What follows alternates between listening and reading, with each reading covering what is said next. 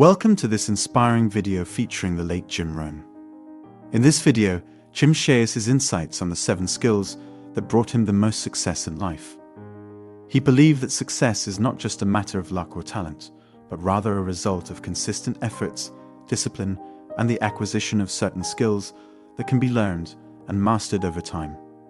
Through his captivating storytelling and practical advice, Jim will guide you on a journey of self-discovery and empowerment, showing you how to unlock your full potential and achieve your wildest dreams. So, sit back, relax, and let's dive into Jim Rohn's 7 skills for success. Let me quickly give you now a list of the skills that changed my life forever.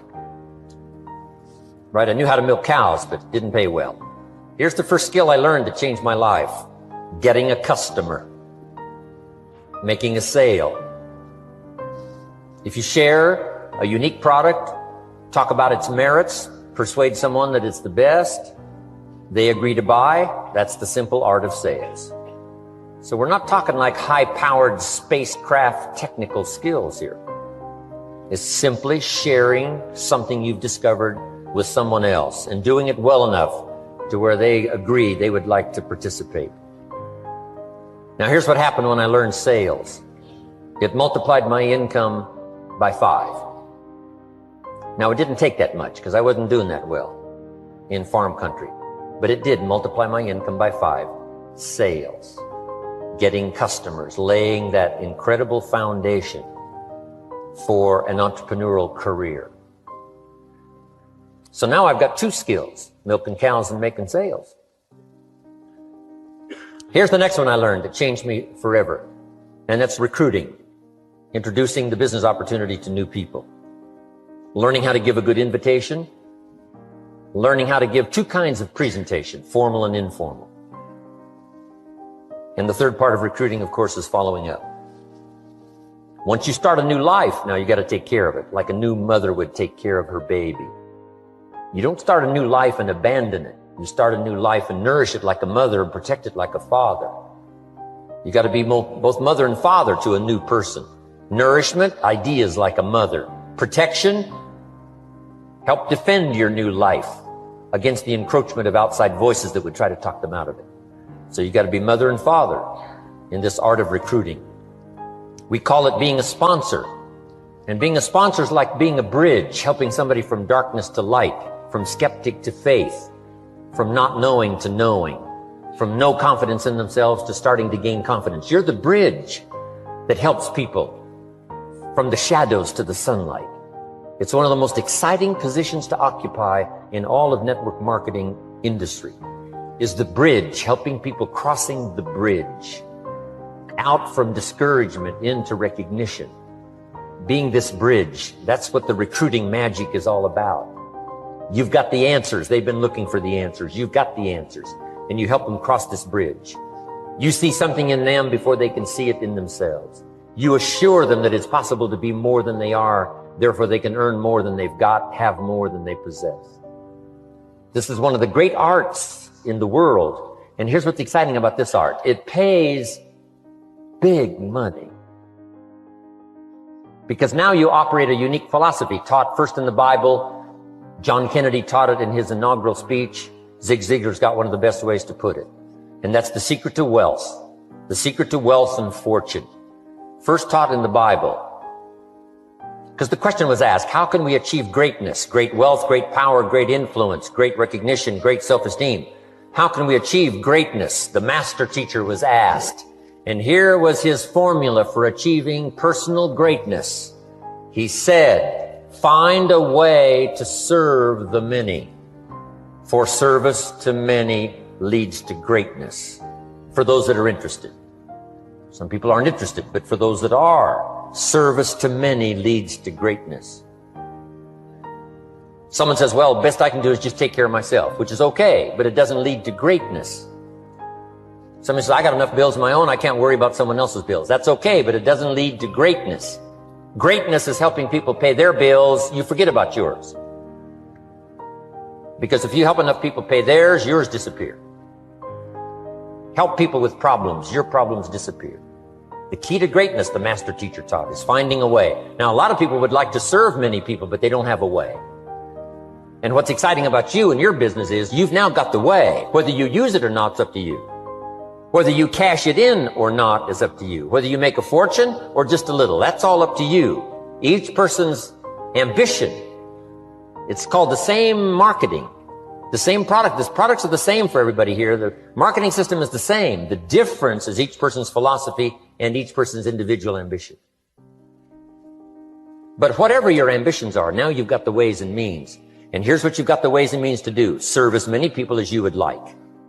Now here's what's exciting about recruiting. With what you're involved in here, you can directly and indirectly affect the lives of dozens of people. Some of you are going to directly and indirectly affect the lives of hundreds of people. And some of you, if you wish, can directly and indirectly affect the lives of thousands of people. And the pay is accordingly. If you affect a few, you earn that pay. If you affect the many, you earn that pay. But the secret is found in the Bible. Service to many leads to greatness. Now, John Kennedy said it in his inaugural speech. Here's what he said. Don't ask. Don't we wish that was the current political philosophy? Where is John Kennedy and his philosophy? John Kennedy said, don't ask. That's important if you understand philosophy. He said, don't ask what the people can do for you. Don't ask what the country can do for you. Don't ask what the government can do for you. That's not how you get rich. That's not how you have high self-esteem. That's not how you get trophies to put on the mantle above the fireplace. Asking what the people can do for you. Don't ask, he said, what the people can do for you, but ask, what could I do for my country? And the country means the people. What could I do for the people? I want trophies. I want recognition. I want high self-esteem. I would even like a chance to make a fortune. John Kennedy says it's easy. Don't ask what the people can do for you, but ask, what could I do for the people? Could I directly and indirectly serve many in my country? Now, Zig probably said it best. Zig says money isn't everything, but it ranks right up there with oxygen. Yeah, Zig, you're right. Zig says, my dentist told me, Zig, only floss the teeth you want to keep. You know, forget the rest. But here, Zig is famous for this now. This is one of Zig's philosophies, and it goes right along with the other two, the Bible and John Kennedy. Here's what Zig says. If you help enough people get what they want, you can have everything you want. If you help enough people get what they want, you can have everything you want. Now, wanting everything you want, we call that self-interest. But it's okay to have self-interest if you do it in a positive way. By helping enough people get what they want, you can have everything you want. Now, you can accomplish all that by learning this next skill called recruiting. And I learned it, and it made me fortunes. So now I've got 3 skills: milking cows, making sales, and recruiting.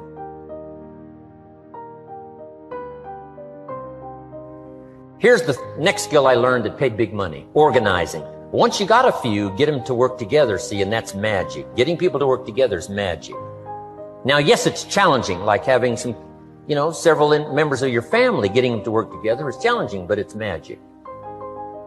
Getting husband and wife to work together is challenging, but it's magic when it happens. But everything magic is challenging. Just got to jot that down. Everything magic is challenging. But once you figure out the challenge and go for it, then the magic occurs. Let me tell you how magical people working together is. Let me quote the Bible again. It says, if 2 or 3 agree on a common purpose, nothing is impossible. Just try that on for your mental size. If 2 or 3 agree on a common purpose, nothing's impossible. Everybody's looking for a challenge. Here's what I teach, especially the kids. Here's the best challenge in the world. Let's go do it. Not you go do it. Let's go do it. If 2 or 3 of us decide on a common purpose to do it, nothing's impossible. Incredible. Working together, organizing. Now, when everybody's an independent, now it's a little more challenging. Like having kids, they've each got their own opinions. They've each got their own ambitions and desires. It's challenging. You've got a variety.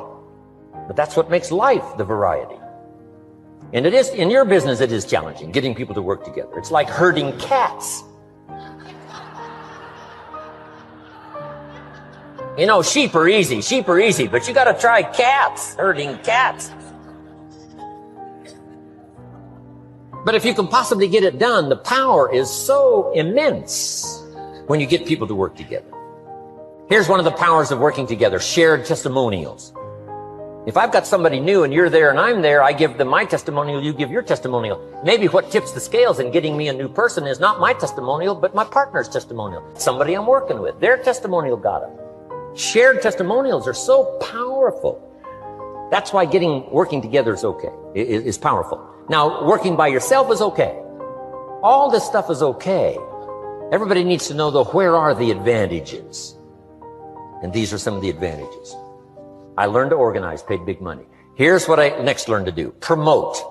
Promotion now pays staggering money. Now, the company comes up with what we call major promotions. Here's what you've got to come up with. The smaller promotions. The company comes up with major recognition. You've got to come up with small recognition for your people around you. The top 5. The company's got top 5. You've got your own top 5 in maybe 2 or 3 categories. Top 5, top 5, top 5. And those little recognitions, to reach certain levels in the company, you have to take major steps. But for you, recognition, let them take small steps. Here's one of the secrets of your kind of business. Rewarding people for small steps of progress. Rewarding people. Sometimes it's just recognition, handshake, pat on the back. Mary, you're doing a fabulous job. And you figure out what those recognitions are. Small steps of progress. Guess what promotion pays if you learn it well? Big money. Getting people to do something they wouldn't ordinarily do by themselves. People will do some unique things by themselves, but if you can figure out a way to say, Mary, if you do this and this, she says, well, I'll go for it. Now, she wouldn't have thought of that on her own. Here's what works magic. It's better than money. Money's a bit unimportant. Here's what's important. Ingenuity. The best place to wake up your ingenuity is what you're doing right now. Representing a unique product and getting customers, recruiting distributors, and promoting and all this stuff. Ingenuity. Figuring out a way. If it doesn't work this way, we'll work another way. I used my ingenuity, made a fortune. I learned promotion and it paid big money. Here's the next I learned. Communication. How to conduct a meeting. I learned identification, logic and reason. Attack and confess. Solution. Simple deals on communication. Wasn't easy for me at first. I stood up to give my first presentation. My mind sat back down. Right? Y'all been through that? Opened my mouth. Nothing came out for a while. But here's what I did. I did it again. Just jot that phrase down. I did it again. That's the secret to how I got here. 35, 40 years later, it's how I got here. I did it once. It was uncomfortable. That first presentation was so lousy. If I hadn't have been doing it, I'd have gone home. It was not that good. But here's the secret to how I got here. I did it again, and then I did it again, and then I did it again, and I did it again. I remember when I first decided to be a little more animated, right? And walk out away from the podium, right? Get out from just behind the podium. So I got out there, and then I thought, how do you get back? Whoa, I'm stranded out here. Remember those times? Doing something for the first time? So, learn communication. How to affect other people with words. That's the greatest art in the world to learn. How to affect other people with words. Key phrase, don't be lazy in language. If you learn to use the gift of your own language wisely, it can make you a fortune and build an incredible life. Here's 3 other things I learned. One is to train. Training people how the business works. And then I've used another word called teach, train and teach. And only to say this, training people how the business works, teaching is how life works. Because here's what all of us need for the 21st century, business skills and life skills. The life skills are leadership skills. The life skills are learning how to set goals. Now here's the ultimate skill to learn that can transform your life and the life of whoever will listen. The ability to inspire. Inspire means help people to look up a little higher than where they are and wish they could get there, and inspire them that it's possible. Here's how we inspire, by our own testimony. If I can do it, you can do it. Here's how else we inspire, by others' testimonial. If they can do it, Mary, you can do it. Getting people to see themselves better than they are. Getting people to see themselves richer than they are. Getting people to see themselves more capable next year than they are this year. Getting to see themselves in the future. To help both your kids and your people, here's what you must learn to do. Number one, help people to see themselves as they are. If people have made mistakes, they got to know it. You can't go on making mistakes and hope to achieve. Mistakes have to be corrected. And you've got to do it with your children. Help them to see themselves as they are. If they've messed up, here's what you've got to say. You've messed up. But here's what's important as a parent. Don't leave them in the mess. Some parents, tell their kids they've messed up and then they leave them in the mess. They don't paint a better picture. Here's what you could become with just a couple of more changes. Rather than this, here's what you could be. So we must help our children see themselves as they are, but here's the greatest gift. To help our children see themselves better than they are. To transport them not only past to see their mistakes, but transport them to the future to see their opportunity. To see the person they can become. My mentor had that greatest gift to help me to see myself better than I was. At first it was difficult to see. Then I started to believe, and that's how I got here today. He said, one of these days, Mr. Rohn, you'll walk into a room full of people, and you will hear some of them say, that's him, that's the famous man. I said, well, that could never happen to me. He said, trust me. If you keep working hard on the disciplines like you're doing right now, that'll happen. You'll walk into a room full of people, and you'll hear one say, that's him, that's the famous man.